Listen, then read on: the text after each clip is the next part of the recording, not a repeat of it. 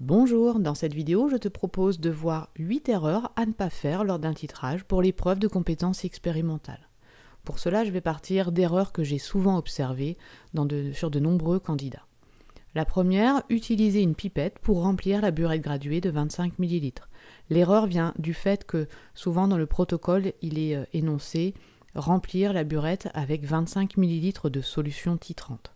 En fait, il faut utiliser un bécher de service pour remplir la burette entièrement. Deuxième erreur, oubliez ne pas remplir la burette sous la pince de mort ou le robinet. Il faut bien penser à verser un peu plus que le 0 ml et à verser dans un bécher de service pour que ça soit rempli en dessous comme sur le schéma.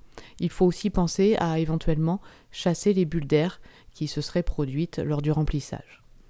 Troisième erreur, utiliser le bécher pour mesurer le volume titré. Par exemple, si on te dit 10 ml, eh bien, il ne faut pas utiliser les graduations sur le bécher, il faut utiliser une pipette jaugée pour mesurer le volume titré, car les graduations du bécher ne sont pas suffisamment précises. Quatrième erreur que tu ne dois pas commettre, ne pas mettre d'agitateur magnétique.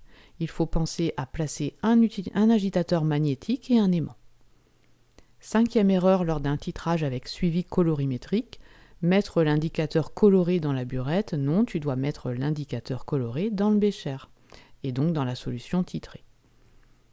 Sixième erreur, toujours avec un titrage avec suivi colorimétrique, c'est une erreur très classique, verser millilitre par millilitre la solution titrante. Ce n'est pas le cas pour un suivi colorimétrique, c'est le cas pour un suivi pH métrique ou conductimétrique. Lors d'un suivi colorimétrique, tu dois verser goutte à goutte la solution titrante dans la zone de virage jusqu'à ce que la couleur persiste environ 30 secondes. Cette zone de virage soit te sera donnée, soit tu vas la déterminer expérimentalement. Dès que tu commences à voir un petit changement de couleur qui n'est pas persistant, eh bien tu vas y aller goutte à goutte. Septième erreur, lors d'un titrage avec suivi pH métrique, ne pas immerger la sonde pH métrique dans la solution titrée. Donc il faut bien immerger cette sonde de façon à avoir des mesures correctes. Dernière erreur lors d'un titrage avec suivi conductimétrique, ne pas immerger cette sonde conductimétrique et ne pas ajouter d'eau distillée.